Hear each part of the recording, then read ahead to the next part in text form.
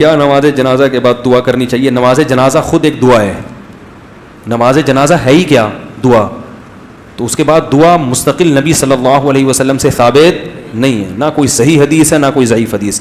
بعض لوگ کہتے ہیں کہ عبادت ہے تو عبادت کے بعد تو دعا ہونی چاہیے، تو یہ بھی آپ نے اپنی طرف سے ایک لاجک نکالی. تو چلو مان لیا عبادت ہے تو کیوں ہے؟ دعا ہے نا، اس لیے عبادت ہے. تو پھر نماز کے بعد دعا ہوگی تو وہ دعا بھی کیا ہے؟ عبادت ہے. تو پھر اس کے بعد بھی کیا ہونا چاہیے؟ دعا ہونی چاہیے. تو جیسے صحابہ تابعین نے نماز جنازہ پڑھی ہے، پڑھا، سلام پھیرا، مردے کو دفنایا جا کے. تو چاروں ائمہ کا اس پر اتفاق ہے، کہیں بھی کسی نے نہیں لکھا کہ نماز کے بعد الگ سے دعا ہوگی. اس لیے یہ عمل بدعت ہونے میں اس میں کوئی شبہ نہیں ہے. مفتی صاحب نماز جنازہ میں سورہ فاتحہ نہ پڑھنے کی کوئی دلیل دیجئے. میرا ایک دوست اہل حدیث ہے، وہ کہتا ہے کہ ایک حدیث میں حضرت ابن عباس نے نماز جنازہ میں سورہ فاتحہ پڑھی ہے اور سورہ فاتحہ کے بغیر نماز نہیں ہوتی. سورہ فاتحہ کے بغیر نماز نہیں ہوتی تو رکوع سجدے کے بغیر بھی نماز نہیں ہوتی. تو نماز جنازہ عام نمازوں کی طرح نہیں ہے. تو جیسے وہ رکوع سجدے، جو سجدہ تو سورہ فاتحہ سے زیادہ بڑا رکن ہے، تو یہ جو سورہ فاتحہ کے بغیر نماز نہیں ہوتی، یہ رکوع سجدے والی نمازوں کے بارے میں ہے.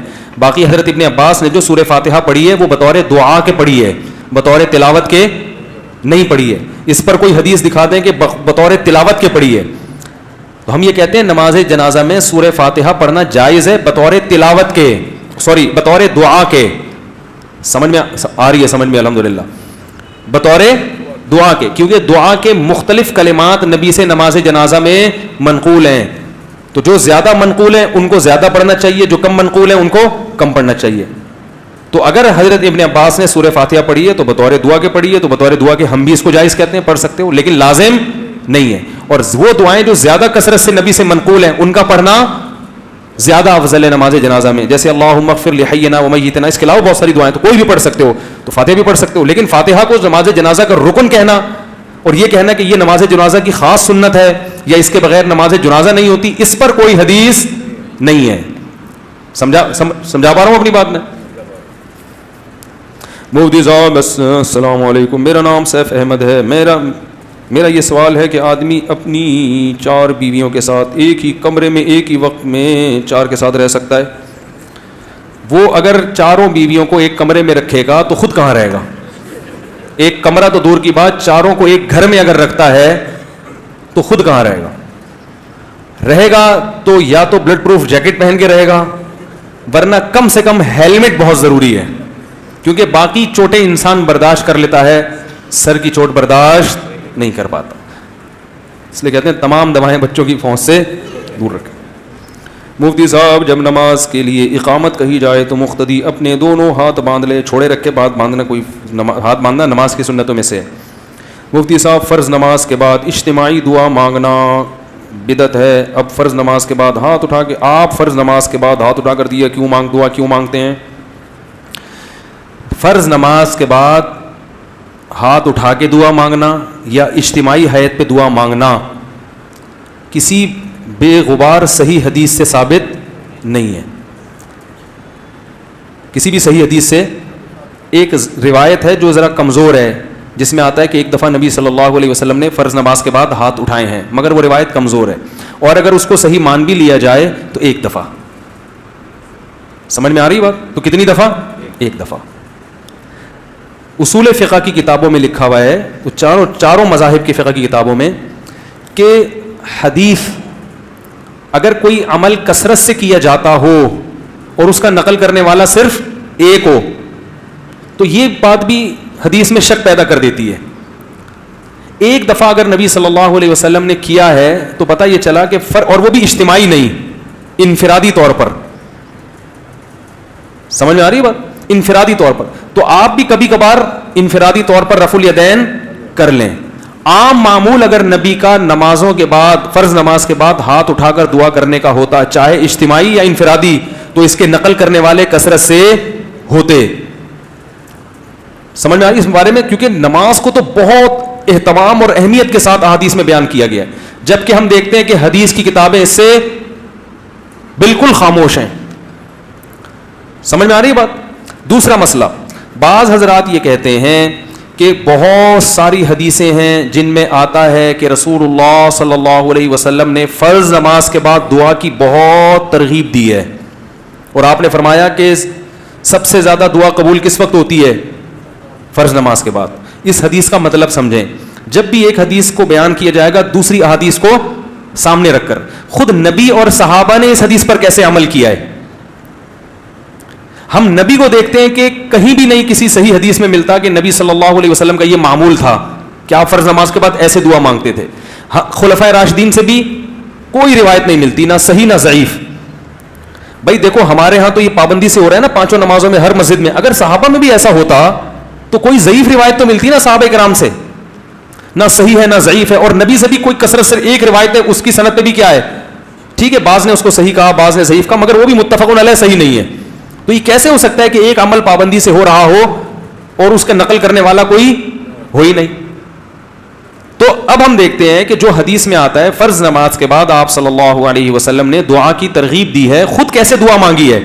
تو ہم دیکھتے ہیں کہ نبی سے دوسری حدیثوں میں کیا ملتا ہے. آپ نے فرمایا جس نے فرض نماز کے بعد اللہم انت السلام پڑھا, کسی حدیث میں آتا ہے آپ نے فرمایا اللہم لا مانع لما اعطیت ولا معطی لما منعت ولا ينفع ذا الجد منک الجد. کسی میں آتا ہے جس نے فرض نماز کے بعد آیت الکرسی. خود آپ کا اپنا معمول بھی یہی.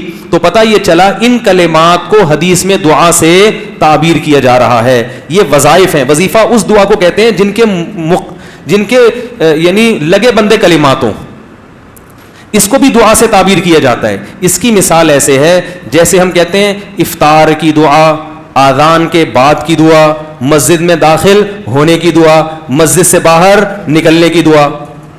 تو وہ دعا کیا ہے, اللہم افتح لی ابواب رحمتک, مخصوص کلمات. اذان کے بعد کی دعا کیا ہے, اللہم رب ہذہ الدعوۃ التامہ. تو فرائض کے بعد جو دعا ہے وہ بھی کیا ہے, آیت الکرسی, اللہم انت السلام, اللہم لا مانع لما اعطیت. یہ کلمات, ان کلمات کو کیا کہا گیا ہے, بولو بھائی, دعا. اور ابن تیمیہ رحمہ اللہ کی رائے یہ ہے جو تفرد ہے کہ فرض نماز کے بعد سے مراد ہے جو اتحیات کے درود شریف کے بعد ہم دعا پڑھتے ہیں, رب اجعلنی مقیم الصلاۃ ربنا آتنا, جو کیونکہ حدیث میں آتا ہے دبور کل صلاۃ. تو دبر کا جو لفظ ہے عربی میں وہ بعد کے معنی میں بھی استعمال ہوتا ہے اور اینڈ کے معنی میں بھی. ابن تیمیہ رحمہ اللہ کہتے ہیں کہ جو ہم نماز کے آخر میں اتحیات پڑھتے ہیں پھر درود شریف پڑھتے ہیں اس کے بعد جو دعائیں کرتے ہیں نا, تو فرض نماز کے بعد سے مراد کیا ہے, یہ والی. لیکن یہ ان کا تفرد ہے.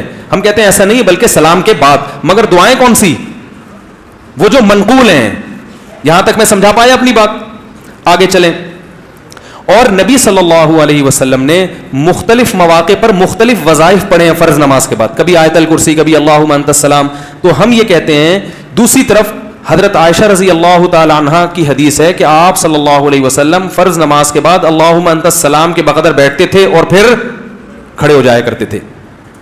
ان دونوں حدیثوں کو ملا کے پتہ چلتا ہے کہ فرض نماز کے بعد جتنے وظائف منقول ہیں یہ سارے نہیں پڑھنے, کبھی کوئی اور کبھی کوئی. اہمیت چونکہ اللہم انت السلام کی زیادہ ہے اور وہ دائمی معمول رہا ہے نبی کا, جیسے حضرت عائشہ کی, تو اس کو ہم نے اہمیت دی. اور ہم کہتے ہیں کہ پھر آپ فوراً کھڑے ہو کر سنتوں میں مشغول ہو جائیں, باقی وظائف اور تسبیحات آپ پڑھیں سنتوں کے بعد. اس طرح تمام حدیثوں میں تطبیق. اور اہل حدیث حضرات یہ کہتے ہیں کہ نہیں, فرض نماز کے بعد ہی آپ تمام معمولات پورے کریں, اس کے بعد سنتیں پڑھیں. تو یہ علماء میں ایک اختلاف ہے. لیکن ہاتھ اٹھا کے دعا مانگیں جیسے ہمارے ہاں رائج ہے, یہ کہیں بھی نہیں ہے. حتیٰ کہ چاروں, یہ تو اب یعنی اہل حدیث میں بھی نہیں ہے, وہ تو ہے, وہ تو سب کو پتہ ہے نہیں ہے. یہ فقہ حنفی میں بھی نہیں ہے, فقہ شافی میں بھی نہیں ہے, فقہ مالکی میں بھی نہیں ہے, اور فقہ حنبلی میں بھی نہیں ہے.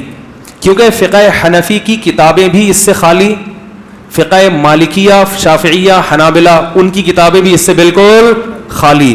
نہ صرف خالی بلکہ اس کے مخالف. فتاوی عالمگیریہ فقہ حنفی کی کتاب ہے نا, اس میں لکھا ہے کہ امام کو چاہیے کہ سلام پھیرنے کے بعد اللہم انت السلام کے بقدر بیٹھے اور اس کے بعد کھڑا ہو جائے. یہ کہیں بھی نہیں لکھا کہ اس میں کیا کرے, اجتماعی دعا مانگے یا انفرادی دعا مانگے, کہیں بھی نہیں لکھا ہوا, بلکہ اس کے خلاف لکھا ہوا ہے. تو اس لیے یہ فقہ حنفی میں بھی نہیں ہے. ہاں, یہ ہمارے اکابر میں ایک چیز رائج ہو گئی ہے, ہمارے بزرگوں میں, جو ہندوستان میں بہت تیزی سے, بولو بھائی, پھیل گئی. جب رائج ہو گئی تو حضرت مفتی محمد شفیع صاحب رحمہ اللہ تعالیٰ کا اجتماعی دعا پر ایک رسالہ ہے, مفتی اعظم جو تھے, انہوں نے فرمایا کہ اب اس کو ایک دم ختم کرنے میں کیا ہے,